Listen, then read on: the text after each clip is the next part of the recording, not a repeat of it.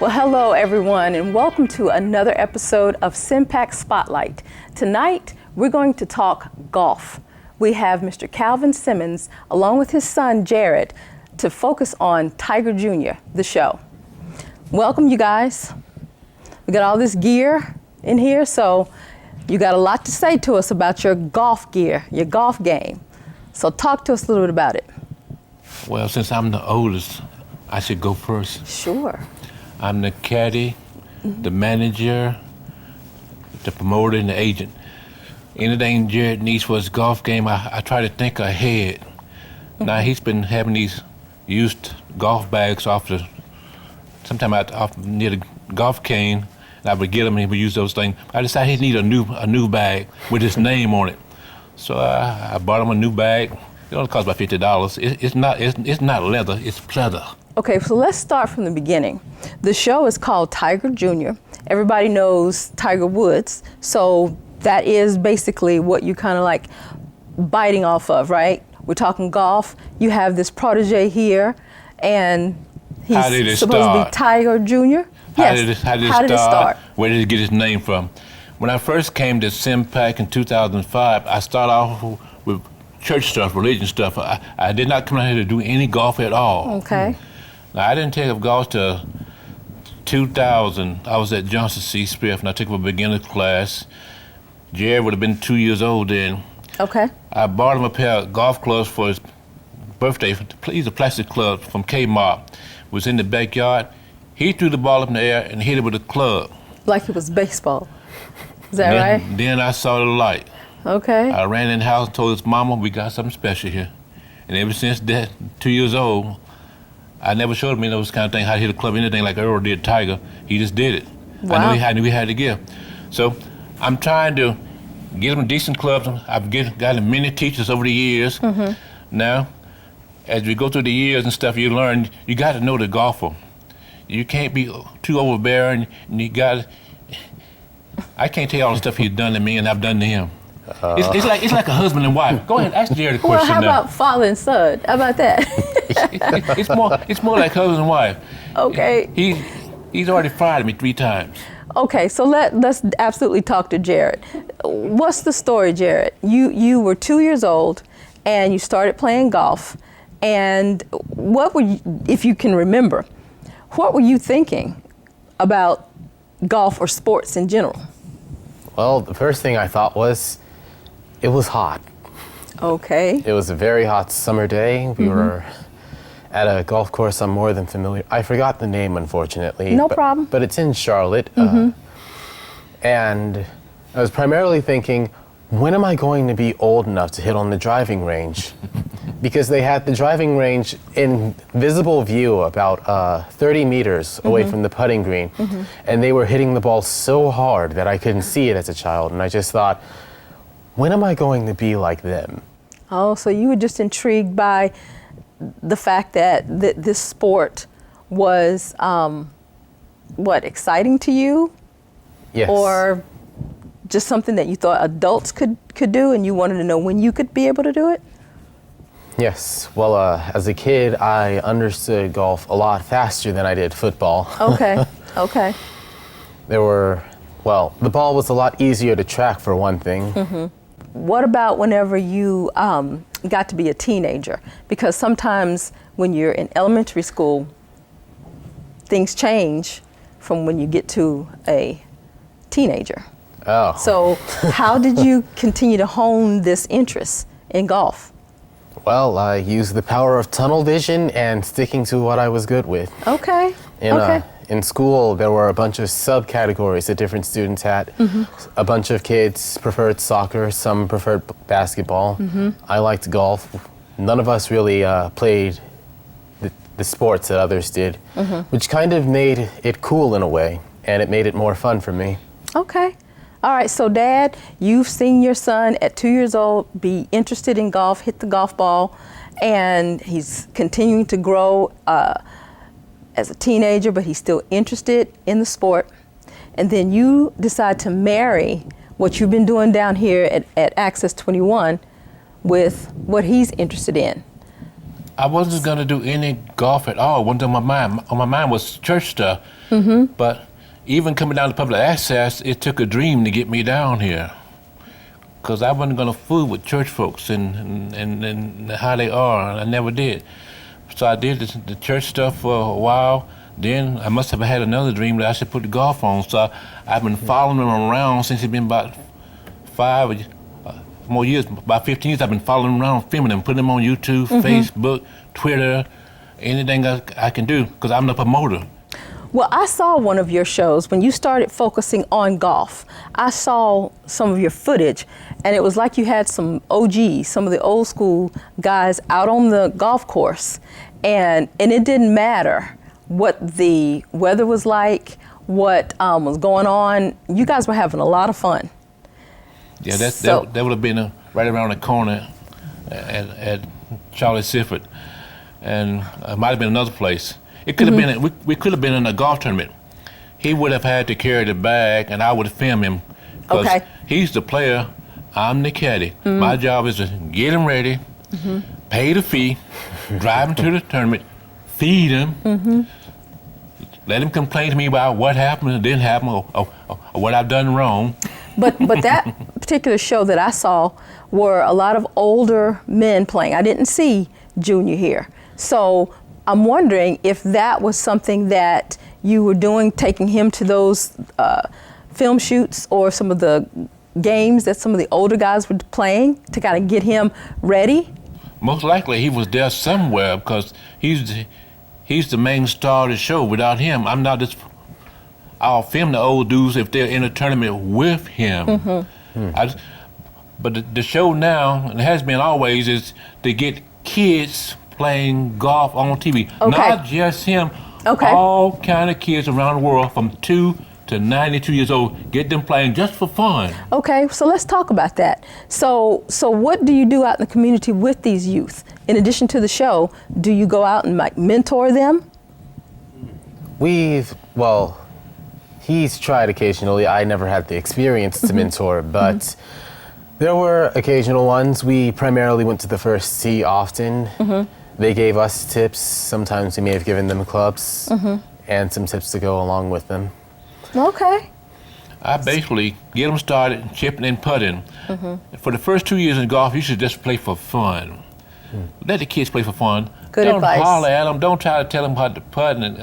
Parents, just leave them alone. Let's let them hit the ball. Good advice. And sometimes older people come. I met a guy down on Graham Street. He wanted to learn golf. He's a tailor. He's about 50 years old. I told him, I'll teach you. It's not going to cost you anything. It's free, because I have a gift of teaching. And that's what I do. I was just breaking this segment. All he thinks he's got to do is show up. So I'm waiting for him to come to Revolution, and I will teach him, get him started. And after 2 years, he needed to go see a PGA pro that can straighten out some stuff after 2 years. I see. So I think I missed a little bit of something whenever you were talking about how you saw him how Jared hit the ball, and you told your wife, okay, I think we got something here. But you were also playing. Go ahead. You were also playing too, right? I started in 2000. Okay. Now, wait a minute. Jared was born in 1998. So I started. My first lesson was 2000 John C. Spiff. So it was 2 years later. He's born, and I'm taking up a beginner's class at Spiff because I need a credit. I took up golf. I took up beginner's tennis. I took up beginner's swimming. I couldn't do any of those things. So somehow, because of the golf class, I said, okay, I'll get Jared some clothes for his birthday. I never showed him anything about golf, because for the first 2 years, I didn't play no golf. It was 2 years later, he's born, and I'm taking up beginner's golf. I see. I didn't show him anything. Okay, so, well, of course, you already established that he has a gift. And so with Jared here, you feel like you kind of mold him a little bit, even though... Jared has had many teachers, from Mr. Black around the corner there, to Andre Spring, to Letterman, to Tommy Jordan, to Gary Tryon at River Hills. He has had many teachers. Coach Pedro at North Stone. He has had many teachers. Right now, we need to get to the next level. And I just filled out the application for him down at Quail Hollow, because one of the first tee kids say they had openings down there. He needs somewhere to play and to practice and to be around guys that are better than me.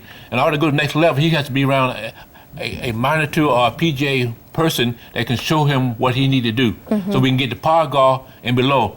As he gets trained, he will be 14 in the red before he gets out the car. Okay. So that's insanity there. Well, bringing it back to talking about how you film him and what you do on the show, because we have all this gear, but how do you make it interesting? How do you make a show about golf interesting? The only thing people want to see on TV while they're watching golf is for that ball to go in the hole. Okay. That's the only thing they want to see. They want to see it go in the hole in the first putt, no more than the second putt. That's their main thing. Get the ball in the hole from 5 feet, 10 feet, 20 feet, whatever. Just get it in on the first shot or the second shot. That's all we want to see. We don't care how far you hit. Well, some of them don't care how far you hit or how good you're chipping. Can you get the ball in the hole in 1 or 2 putts? Birdie or par. So the purpose of your show is basically to just kind of get people interested who may not be interested, like the kids, and so they can see how it's done, just to look and see how the ball goes into the hole. We have plenty of kids that play golf, and plenty of teenagers that play golf, and middle-aged people and older folks. I want them to send me an SD card or something of them playing just for fun. So that I can put it on Tiger's Junior show. He don't need to be the star no more. I want other people to come on and be the stars now. He always gonna be filmed. So what it sounds like is, in addition to trying to get Jared to the next level, you want to get the show to the next level by having people send in their clips of them playing golf and doing different things that kind of show the advancement and make other people interested in it. People are already playing golf. Golf should be on TV on Saturday morning, if not a half hour or an hour. I want to turn it into something that young people can do, and the parents can film them, and they can send us an SD card, and we can put their children on TV. When we talk about TV, and here we are talking about... I want it on regular TV. Right, well, we're here right now. So you do that outside, but what we want to do is focus on the fact that you said you want to go to Hollywood? I have 2 books out in Hollywood, an autobiography or memoir of my life. Bishop Jeremiah Bozeman, who I was his director for many years, his cousin was Chadwick Boseman, the Black Panther guy that died last year. So they're cousins, because Chadwick's from South Carolina, and Bishop got some folks down there, so he's the third cousin. So Bishop Jeremiah Bozeman is from Los Angeles. So I sent 2 books out there. I sent one to Regina King, and I met a young man that was from out there. He's a black producer. I gave him one. So I have 2 books out in Hollywood. All the thing I'm waiting on now for somebody to contact me and to call me, let me have a cameo appearance about 3 to 5 seconds in the credits at the end, so they can see how me and Jared looks.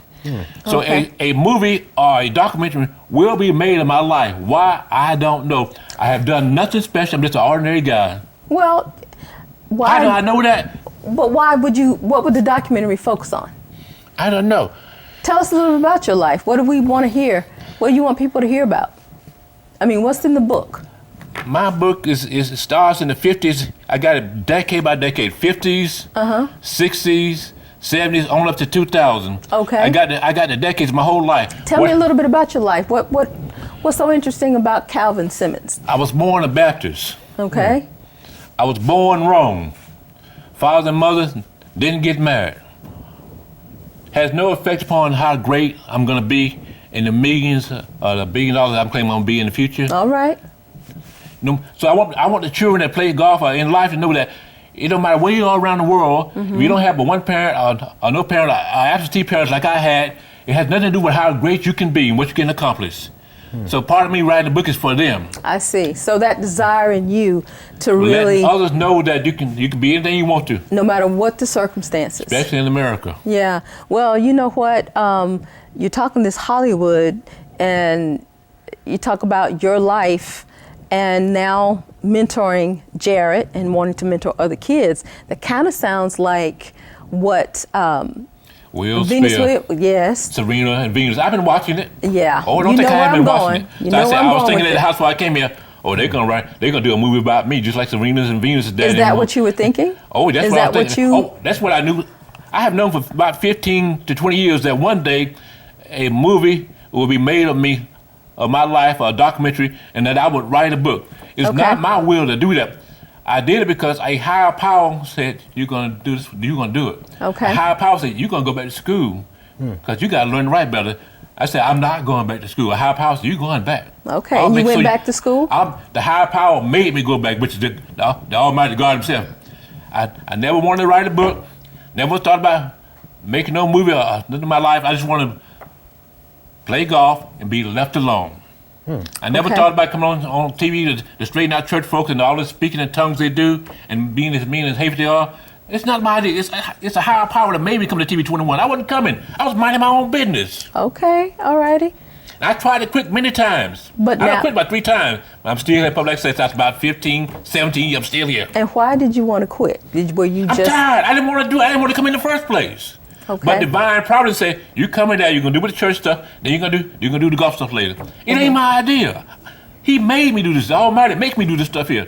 I just want to be left alone. But you have a choice, right? You have a choice to whether or not you God, don't you talk want to do about it. free will. I got free will when I'm going down God's path. When I want to go down my path, I get on a service road. I get detoured back to the main road. It seems like I got free will when I'm doing what he want to do. When I do what I want to do, I don't know if I got free will or not. I get detoured back to the same thing. I quit TV 21 about 3 times. I ain't coming back.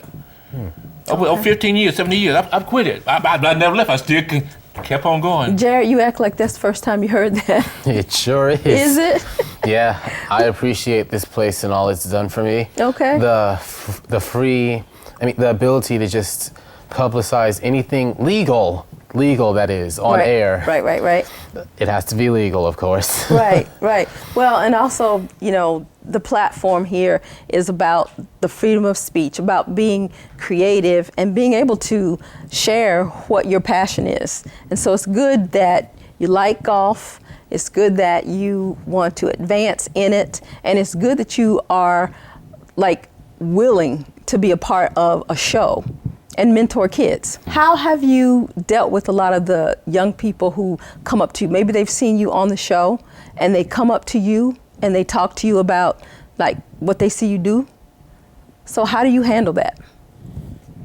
That's a very interesting question because, well, since I've been doing it for so long, it's been normalized for me. I don't really see people coming up and asking me about what I'm doing as too much of a different event. It's unique. It's happened a few times, but most of the time it happened in school, honestly. Unfortunately, I was preoccupied studying, passing classes, so. Yeah, but that's good. That's good. Yes. A lot of athletes, it's good for people out in the audience to know that if you want to do something that is extracurricular, because that's what sports would be considered. If you want to do something extracurricular in school, the main focus is to get your education, right? Yes. And the more education you get about what you're doing, that's even better because you want to go pro, right? Yes. Excellent. Tell about your college. You graduated last year in 2020. Yeah, where'd you go to college? Oh gosh. Talk to us about it. Well, I'll try not to get too into it because 2 hurricanes and a pandemic would be too much for one podcast. Give them the name of the school. I will. Well, the name of the school was the University of North Carolina at Pembroke. Okay. It's near the border of South Carolina. And it's a nice place. Very wide, very open. There were no golf courses. Oh, bless your heart. They had a golf team, but they discontinued in 2015 before he came in 2016. But he was never going to play golf in college because he wasn't supposed to. So you mentioned the pandemic slowed you down, but you weren't in school though, were you? I was in school. You started 2016? Yes. It's Okay. 2020. I graduated I graduated right before Okay. the UNC institution. They decided that they were going to get ahead of the curve and disband all university functions ahead of time. Okay. Well, before the virus could reach there. Very good. I mean, So you didn't have to start school during the pandemic. No. So that's good. He was Closed finishing it up out. in 2020, Yeah. Good deal. and he couldn't march until about 2021. Mm-hmm. Nobody could come and march, and he had to do it in the car. It was awkward but fun. Yeah, awkward but fun. So what did you learn? What have you learned during the pandemic? Because I mean, I'm sure if you go out and play golf, you're by yourself or you're with your dad, you kind of social distancing that way. But when it first started, I'm sure you just were like, okay, what now? How did you feel? What was going on? During the pandemic, well, Like, what was going on with you in terms of really feeling like you wanted to do more with golf, but you had to kind of pivot a little bit? I felt like in order to do more with golf, I had to do less at the time. Did you just watch it, like old repeats of Tiger Oh, no, playing no. golf? He doesn't watch no golf at all. So what did you do, Jared? I primarily used the time at home to de-stress. It's a little bit hard going from writing 8-page essays to doing nothing at home but applying for jobs. Right. So that kind of left me with an empty schedule for a while. I mostly did gaming, somewhat here and there, but I started taking up art. It's actually what I majored in. Good. Very good. And similar to what you said earlier, it is very important that a student balances a sport with their curriculum at the time, because if you have too much of either, you lack the other. And with education, as long as you get your education first, you can use the education you obtained to do better at the sport you're in. Very good. Very good. Well, I'm excited about, what you're going to be doing. And you got your dad's support. You got him being your caddy. Whatnot. Yep. And then when we talked about Hollywood, I was also thinking about Will Smith again. He played Bagger Vance. Did you see that? You No, watched that movie. unfortunately. He's playing King Richard now, Serenus and Venus' dad. He sure is, which is probably what you could relate to. But I want to find somebody that looked like me when I was a kid in the 50s. and you to a probably teenager. will, because you want to do that movie, right? It's all in the book. I already picked everybody out. You want to I do? just wait for them to call me. You want to do a documentary and you want to do a film, feature film, They can do a right? documentary, a movie, whatever you want to do. This reads my palm, I So, wrote the story. Jared, what would you feel like playing your dad in a movie, in a documentary? Oh, he can't play me. Caddy. You'd be the caddy? It's all I've He seen. can't It's play all I've me. known. That's got to be somebody that looks like me. He's prettier than me when I was young. I'm not that pretty. I'm not So, Calvin, are you saying you want No. somebody ugly to play you? Well, I had a long hatchet head and a big nose. I wasn't that pretty like Jared when I was young. I Well- got my looks from somewhere. Check it out. This is okay, because they're usually on films, there's a casting director who looks at all of that. So I think you'll be good. You'll be I want fine. to choose. I want to have choose the narration. I want to have to choose who plays me Well, as a child, teenager, and an older person. well, you'll see whenever you meet that person how they want to cast you. But when it comes to now, with what you're doing right now and the show, and you want clips from other people, right? I want them to send me in 30 minutes of their child from 2 to 50 to 90, whatever, of themselves. It don't have to be children. It can be anybody, any color. Wait a minute. Two To minutes? 92. Okay. To 92. 2 years old teens, to 92. 30, 50, 70, 92. I go to the Putting Green Revolution, and those old people out there, and we practice every day. Okay. And you're not going to beat them, because they're good at what they do. Right. I want to put them on TV like America's Funny Video, and let it be a golf show for a half hour or an hour on Saturday. Now, somebody don't have enough sense to know that they can put a lot of products on there and get it paid for. Golf should be on regular TV on Saturday morning, or sometimes Saturday, like America's Funny Video. That's what I want to do. I want to put it on TV. I want other kids, any of them. Okay, well, good. And make that appeal, because you got this protege right here, and I think you're going to be awesome teaching especially teaching young people. Even doing the show right now, I think that's a way of teaching them, right? Yes. It'll keep them out of trouble. It'll keep them from having children before their times. We want to give them something that's positive. We are the opposite of Earl and Tiger. We ain't chasing no women. We believe that absence is okay. I was born before my time. Dad and Mom didn't get married. I came in too early. Well, I came in on time. I want to stop the cycle of these these children or young folks having kids out of wedlock and thinking it's okay. It's not okay. So that's part of one of my main things is you don't have to keep on having children out of wedlock. You can stop at 1. You don't have to make it 2, 3, and 5. If the dude don't want to marry you, stop having children for them. But everybody's going sex crazy now. Even the white folks going crazy. Even they having children out with like more of them now. So the whole world's going sex crazy. So the world needs an example of somebody that don't have to have sex before marriage. They can wait. So who doing that? Everybody ain't jumping in the sack. That's right. Getting all kind of diseases, syphilis, gonorrhea. Then you got 18 years of child support. 18 to 20 years. And it'll make your life miserable. You can't even leave home. You have to have a room in the basement in your mama's house because you got to pay your child support. You can't never leave many times. What you can do, run away? The government got your Social Security number. You can't run nowhere now. Back in those days, you could do that. So is that going to be part of the film about how back in the old days there were It's certain all in my things? book here. At a certain age, my brother Al, who we call Al Capone, that's his street name. Okay. Well, I'm the general. Well, I was called Cab, Texas Cab, back in the 50s and 60s. Okay. His dad, he's my half brother. Mom and dad never married. So we decided in the 1960s, early, maybe 62 or 63, that we would have no children out of wedlock before we got married because him and I was asking, where's our dad at? You think he doesn't ball children when they're young, want to be there? Well, your dad, he ain't no good. He may not be no good, but the children still want to see their dad and their mom.